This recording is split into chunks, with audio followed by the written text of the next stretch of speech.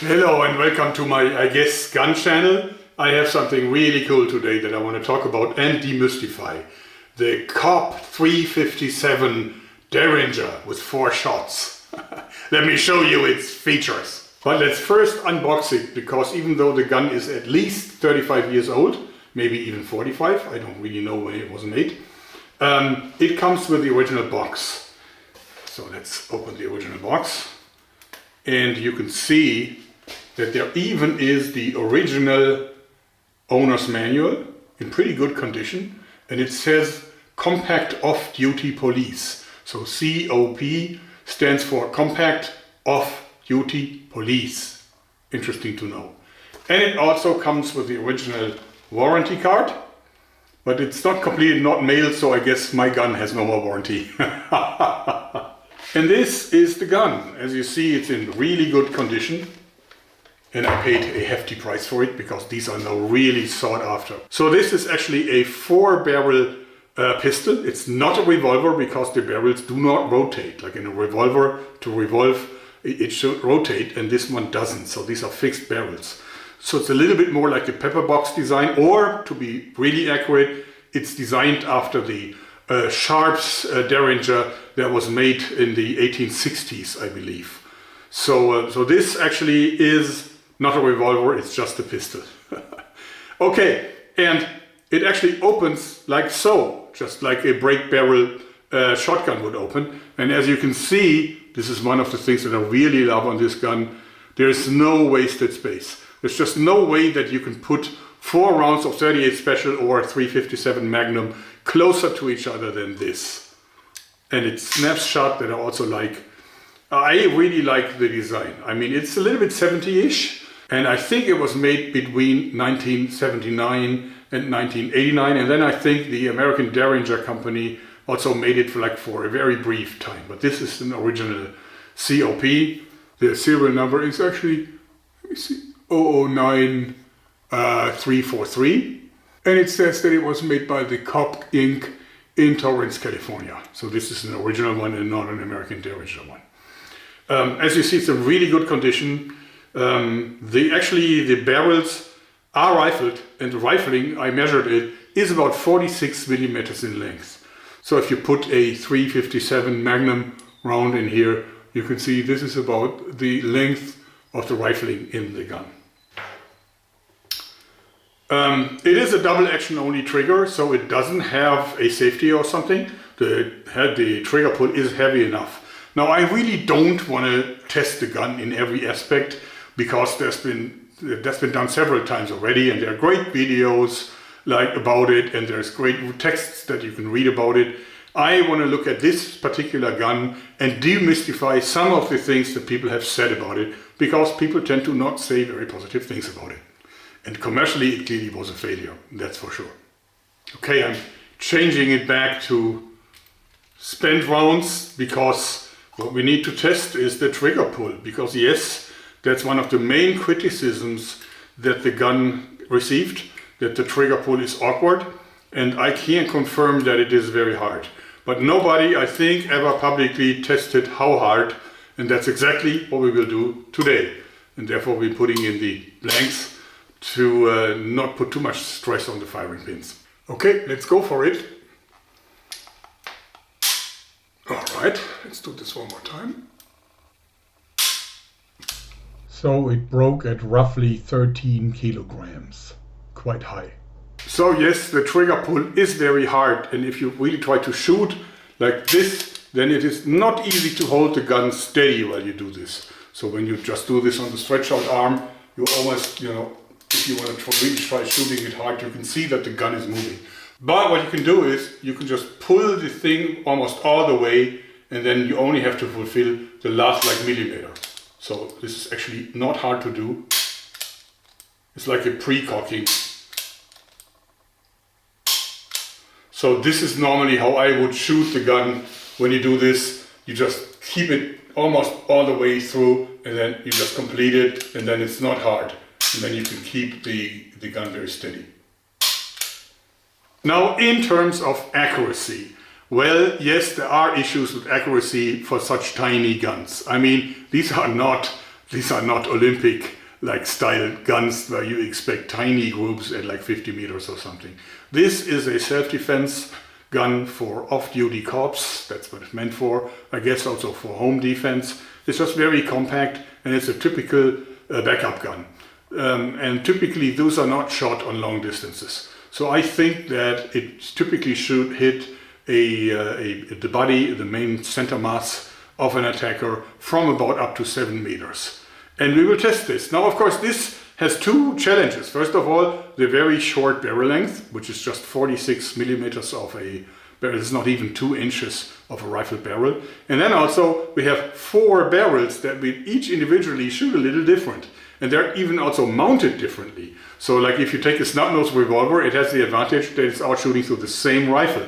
So that rifle will actually decide where the bullet is going to fly to. Now this one here actually has 4 individual barrels, and it's machined really well, you can tell. But of course you can never get the same accuracy if you fire through 4 individual barrels. But today we want to find out how accurate it really is, because it is possible that all the testers that reviewed it before simply haven't been good enough when it comes to shooting capabilities. And I'm not judging them, I'm not saying that they're bad shooters. We just want to find out what this particular gun can do if we eliminate the shooter's capabilities. So I have now clamped in the gun very securely. As you see, I used these 3, and then I also bolted a steel thing around here. So this should really hold it back. The table is also bolted down, and of course it will work a little bit, so it might jump a tiny little bit, but it will come right back to where it started from. So I think this is holding it more firmly than you could ever hold the gun in your hand. So you can see here how it's clamped in. And you see I clamped it in, I removed the scales and installed it here so that nothing is damaged. And I can still open the gun just like normal, like so. And I just test fired the upper right barrel to see if the gun is aligned right. And this is where my test hit landed. So let's see how the others perform. And we will be using 38 Special, not 357 Magnum, because the recoil is lower and we want to test the accuracy of the gun and not the power. Now the higher the recoil, the more likely it is that the whole thing will shift inside of the frame that is mounted to the table, and we want to avoid that. The distance to the target is about 7 meters, which I think is very typical for a self-defense situation. And my aim is, I would say that this is successful if the group is not larger than this. So like this here, right? So this is, if you can hit that reliably with every shot, then I would say the gun is accurate enough for a self-defense application. But of course you can think otherwise, you're absolutely free. It's just my personal opinion. So the gun will fire with the lower right barrel first, and then the lower left, and then the upper left, and then the upper right. Let's see what it does.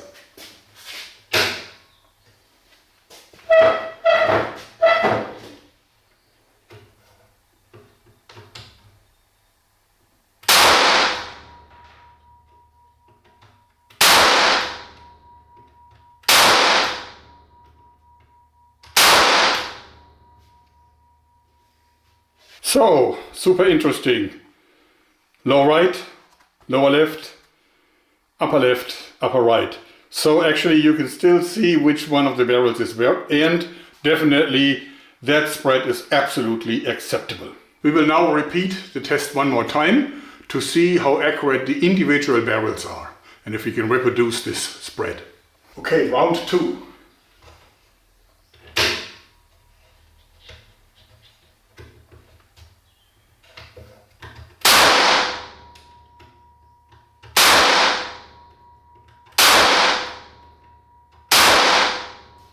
So again, we clearly saw the same pattern. So these 2 and these 2 and these 2 and these 2 belong to one barrel. Very, very interesting. But I think the accuracy goal has been achieved. So it is confirmed the gun is accurate enough for home defense and for as a backup gun. Shooting against the cardboard target also was very practical, because it showed us that actually from the 8 shots, a total of 1, 2, 3 keyholed. And actually this was the test shot that also keyholed when I did the very first shot. So this happens, like it seems like it happens with every barrel, but not consistently. So this barrel keyholed once, and this one did it once, and this one and this one. It didn't really have an impact on the accuracy, really. But of course, it is definitely not good if a gun keyholes. But that could actually be just due to the ammo that I was using.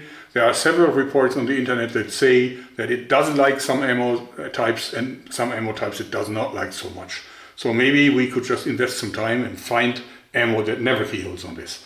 But clearly we had actually 3 keyholes from 8 shots or 4 keyholes from 9 shots. So here you can see my shooting block, and you can see that this is the one that was connecting it to the table. So it's very solid.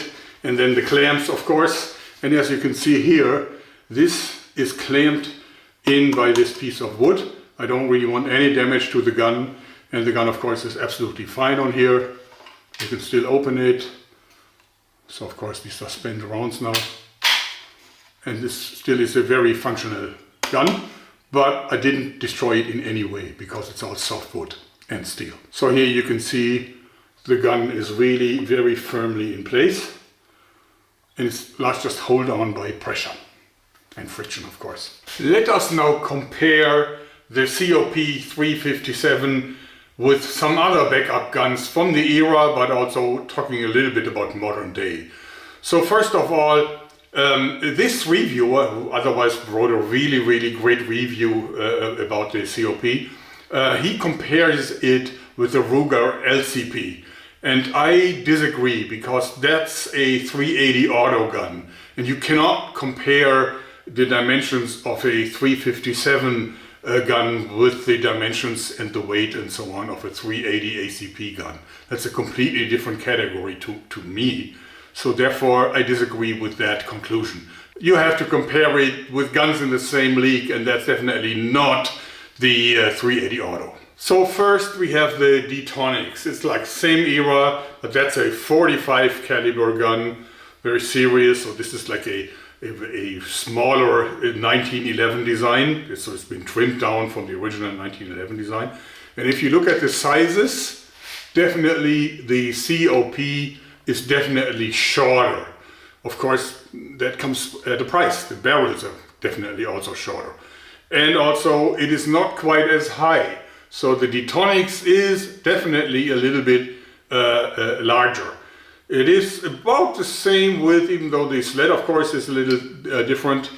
We will later on weigh the guns, but I would say that they're pretty equal in weight. Maybe this is a little heavier, but I could be wrong. Now, of course, this one has a lot more rounds in the magazine. So this one has 6 rounds in the magazine and 1 in the chamber. And this one, of course, only has 4 rounds. Then let's compare it with the Semmerling in 45 ACP. This one has 4 rounds in the magazine and 1 in the barrel, so it does have a slightly larger capacity. Now, if you look at the sizes, they are pretty identical. So in every aspect, except in the width, where the Semmerling is a lot slimmer. So definitely this is the smaller gun, even though the footprint is pretty much identical. Now, if you compare the active barrel length, the Semmerling actually has a little bit of a longer barrel. So this is like full 2 inches, but this is only like 46 millimeters. So definitely this has an advantage here.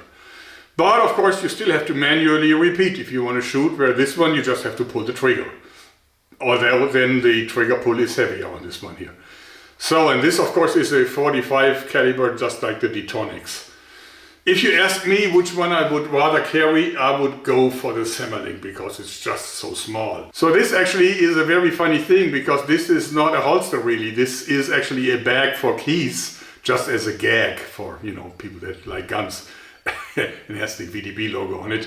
But actually the Semmerling is so small that it actually fits. So you can carry the Semmerling in a holster as small as this, where you have no chance to do the same with the COP. So clearly. Now, if you talk about modern guns, then you would look at the Glock 26. And the Glock 26 is almost identical in the dimensions to the D-Tonics. So what I said for this one, that is definitely larger than the COP, is also true for the Glock 26. Okay, for comparison, let's weigh the guns. So all the guns are loaded. So this one has 4 shots of 357 Magnum in it. Let's weigh it. And it weighs 845 grams. Okay, now we do the same with the Detonics. That has 7 rounds of 45 ACP. Seems like it's exactly 1 kilo, so 1000 grams. And here is the Semmerling with a total of 5 shots in 45 ACP in it. Okay, so this is 845 grams, almost exactly as heavy as the COP, but of course it has 1 extra shot. And the Glock 26 would come in at about roughly 740 grams, so it would be the lightest in the field. Not a surprise if you consider that it actually has a polymer frame.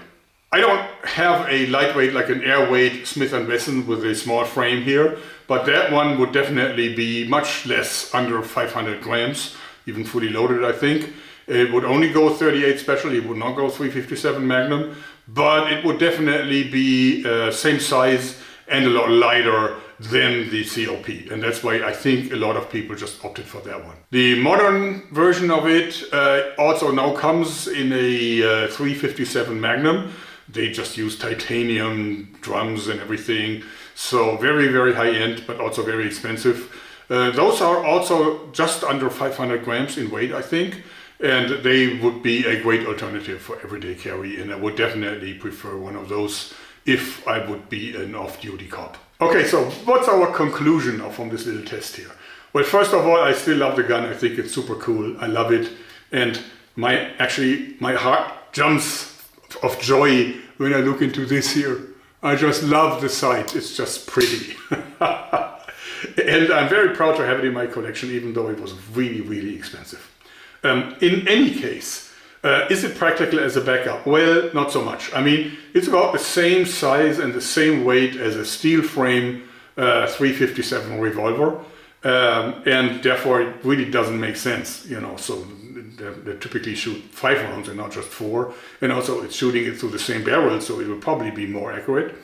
Also, we have modern day automatic handguns that also pack a punch that are probably a lot lighter because of polymer frames than this one.